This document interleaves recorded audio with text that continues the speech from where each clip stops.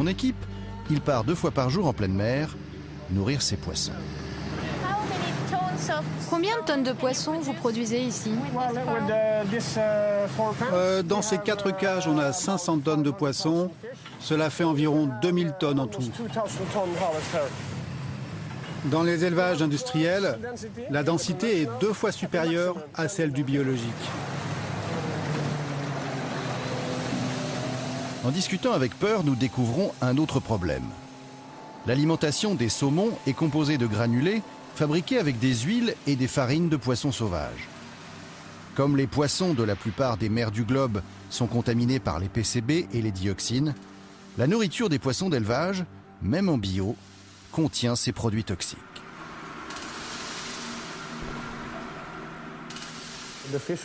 Les poissons de la mer Baltique, de la mer du Nord et même de la mer de Barents ont des niveaux très élevés de PCB et de dioxines. Il est possible aujourd'hui de nettoyer les huiles et les farines extraites de ces poissons, mais pour l'instant, ce n'est pas fait à grande échelle. Il y a des discussions scientifiques sur le fait que si l'on nettoie ces huiles, on risque aussi de retirer des bonnes choses. La recherche avance, il est possible de le faire, nous l'avons déjà fait, mais c'est un véritable challenge que d'arriver à obtenir dans un futur proche de l'huile et de la farine sans produits toxiques. Pourquoi les fabricants refusent de le faire pour l'instant? Pourquoi elles ne le font pas? Je pense que c'est à cause du coût. Le but est de produire le moins cher possible. Donc, le risque est grand que, même bio, le saumon contienne du PCB et des dioxines. Voilà qui expliquerait peut-être pourquoi on en a retrouvé dans le sang de notre journaliste. Nous avons cherché à en savoir plus sur les contrôles réalisés sur ces produits. Mais une fois encore, les instances de sécurité sanitaire françaises ont refusé de nous répondre. Pourtant, ce problème n'est pas nouveau.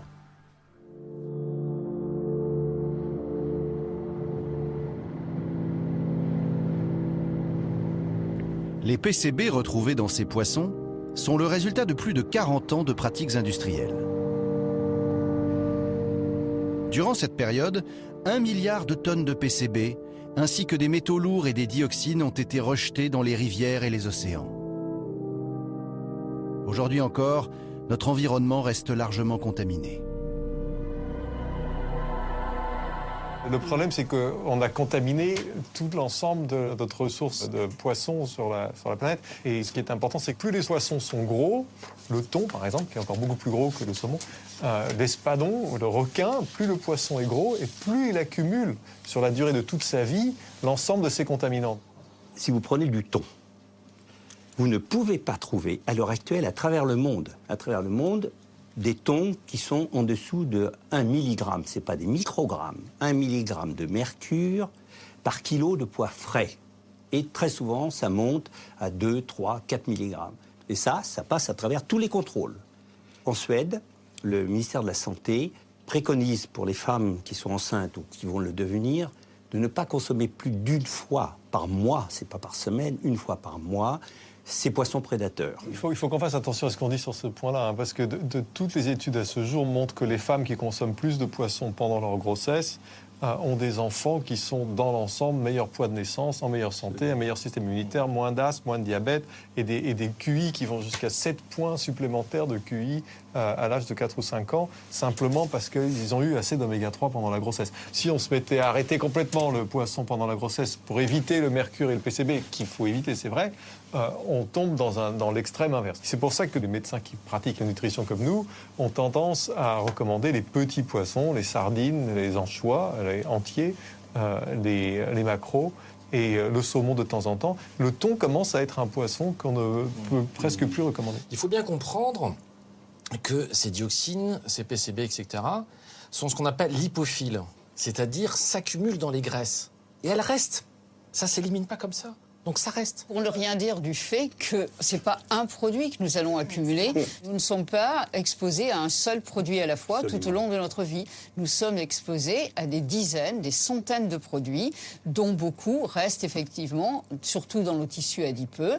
Et donc là, on ne peut pas dire que même si chaque produit était à la dose légale, il n'y aura pas d'effet de cette accumulation à des produits multiples. Il y a une espèce d'effet cocktail finalement de tous ces produits. Et en fait, le vrai problème, c'est que tous ces produits, eh bien, ils arrivent dans l'alimentation ensemble.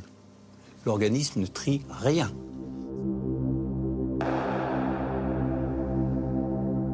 L'une des découvertes majeures de notre enquête, c'est l'omniprésence de la chimie dans notre assiette. Les saumons, les porcs, les pommes, tous ces aliments naturels contiennent des substances toxiques. Qu'en est-il des produits transformés par l'industrie agroalimentaire? Dans le TGV pour Paris, nous achetons un déjeuner au wagon-restaurant. Un geste banal pour la plupart des voyageurs, mais pas pour nous, qui traquons désormais sans relâche la malbouffe. Nous remarquons avec amusement que toutes les filières de l'enquête que nous menons depuis plusieurs mois sont rassemblées en un seul repas. L'effet cocktail est là, devant nous. Du pain, de la viande, du poisson, des légumes, des fruits. Nous connaissons maintenant bien ces produits, nous savons ce qu'ils cachent. Mais ils réservent encore de belles surprises. La préparation industrielle a ajouté quelques intrus. Une ribambelle de E. Des correcteurs d'acidité, des acidifiants, des émulsifiants, des colorants, des antioxygènes, des épaississants, des gélifiants, des stabilisants, des conservateurs. Au final, 18 additifs dans le sandwich, 12 dans le cake, du mauvais gras et du sucre en surdose.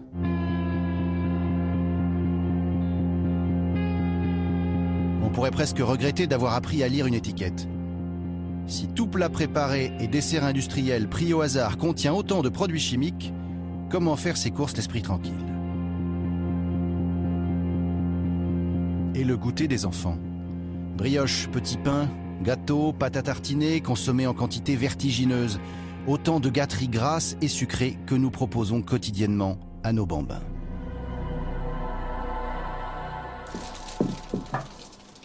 Alors, qu'est-ce que vous en pensez un petit peu? Ça, c'est un petit peu un florilège de tout ce qu'on donne à nos enfants au goûter. C'est pas la peine d'aller produit par produit.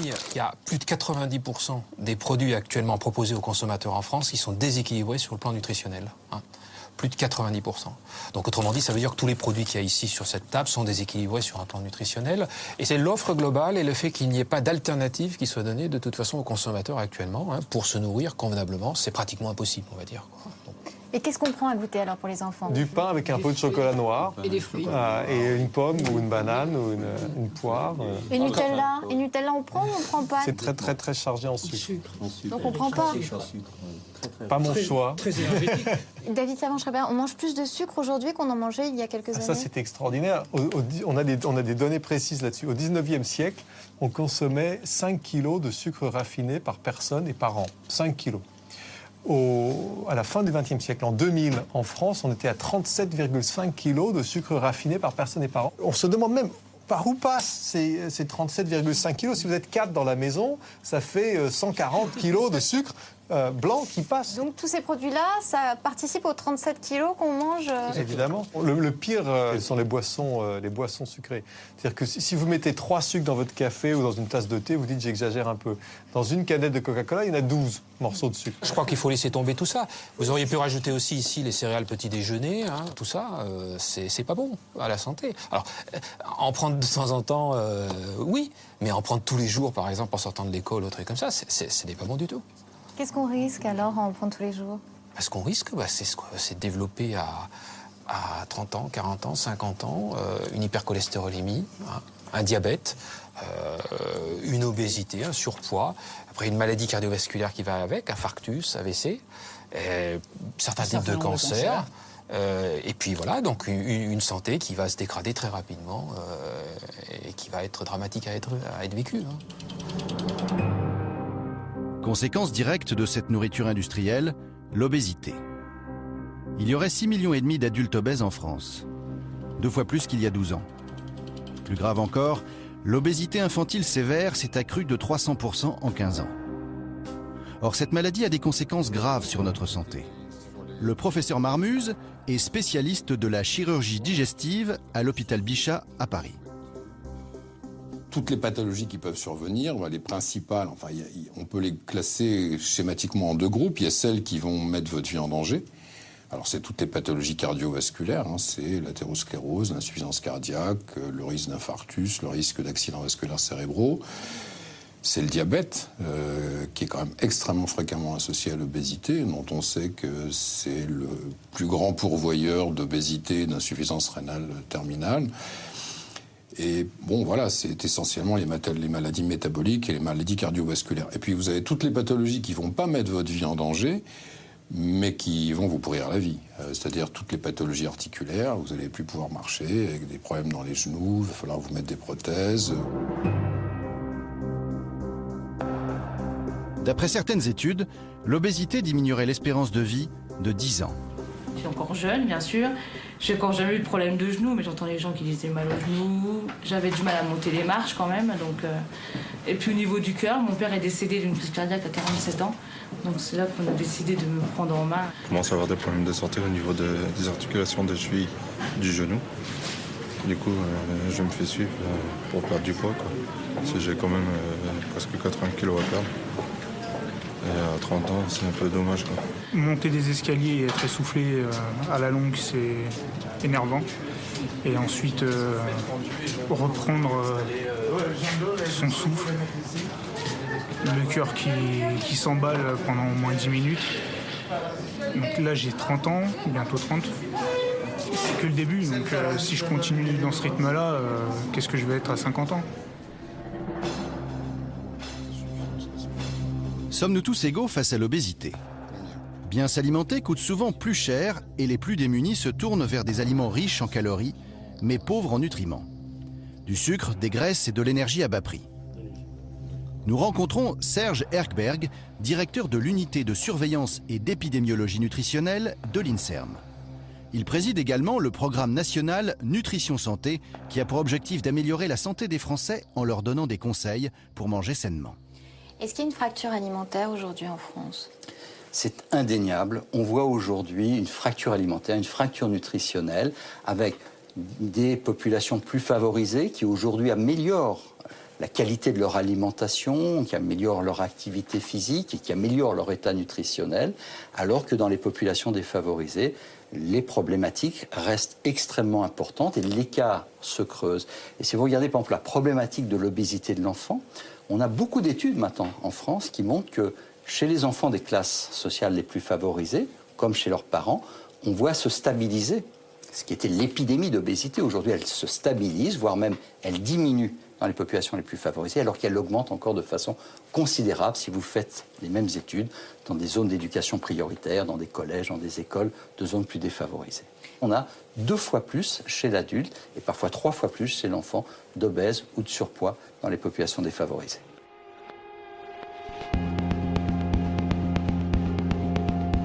Au terme de notre enquête, nous retrouvons à son bureau notre expert, David Servan-Schreiber.